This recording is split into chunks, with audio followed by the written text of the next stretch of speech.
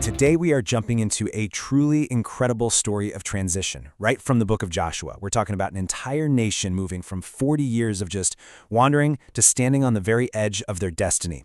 But of course, there was one huge, impossible obstacle standing in their way. So, let's get right into it. Okay, so let's set the stage properly and begin our look at this right where the source material does, in the book of Joshua, chapter 3. So here's how we're going to walk through this. First, we'll look at the impossible river they were facing. Then we'll get to the miracle of faith that actually parted the waters. After that, we'll check out the stones they used to remember what happened, explore the brand new life they started on the other side, and we'll wrap up with a pretty stunning revelation to their leader Joshua. So I want you to just picture this for a second. The people of Israel, they have finally reached the edge of the promised land. But there's one last massive challenge right in front of them. For 40 years, think about that. A whole generation had been born and grown up in the wilderness. They knew nothing else.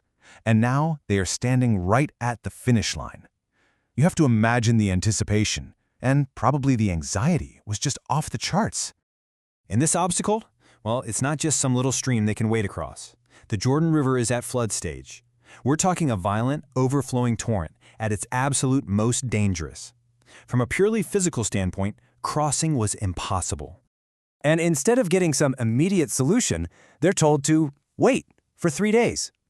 Then this kind of strange command comes down. When the priests carry the Ark of the Covenant, you are to follow it. But, and this is key, you have to keep a respectful distance, about 900 meters back. This wasn't a military charge. It was a careful, holy procession. And this really shows that the preparation wasn't just about logistics. It was deeply spiritual.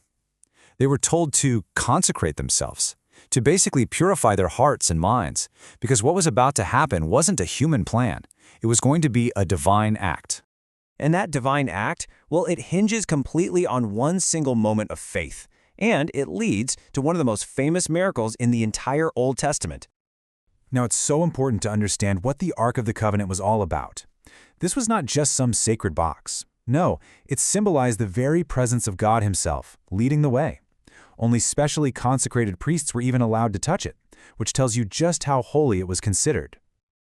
The sequence of events here is just absolutely critical. Look at these steps. The priests, carrying the ark, have to take the first step into that raging river. The miracle doesn't happen while they're waiting safely on the bank.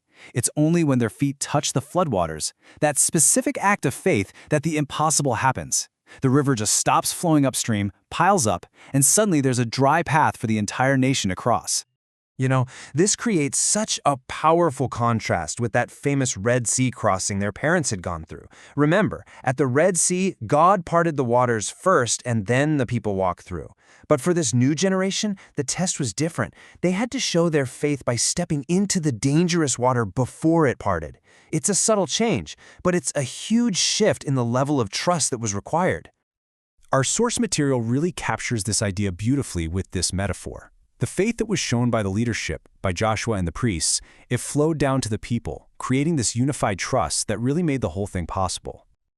Okay, so after every last person makes it across safely, the story doesn't just end there. God gives a very specific command to make sure that this moment is never, ever forgotten. God totally anticipates the question that kids are going to ask generations later. Hey, what's up with this pile of rocks? He tells them to build a permanent physical object lesson, one that's designed to start a conversation for centuries. And here's the answer they were supposed to give. 12 men, one from each tribe, are picked. Their job is to go back into the middle of that dry riverbed, to the exact spot where the priests stood with the ark, and each one grabs a big stone. These stones piled up had 4 jobs. First, they were a memorial of the miracle. Second, a reminder for times when faith got weak. Third, a proclamation to everyone else of God's power. And finally, a daily reminder for the people to live in reverence of their God. The second they step onto the other side, everything changes.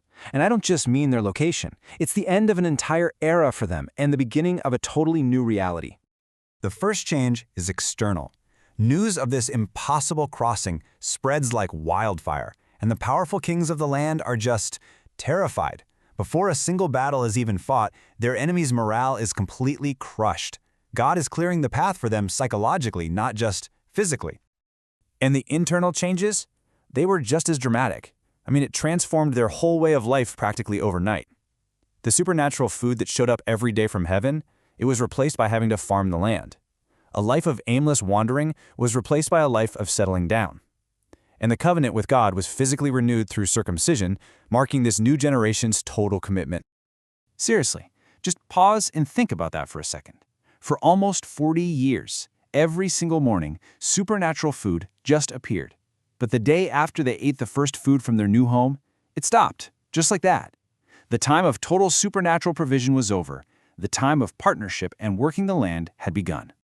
And this whole story builds to one final, mysterious, and incredibly significant event that puts everything we've just seen into a much, much bigger context. So Joshua is approaching the city of Jericho, and he's suddenly confronted by a man holding a drawn sword. This figure says he's the commander of the Lord's army. Joshua's immediate reaction is to fall on his face and worship.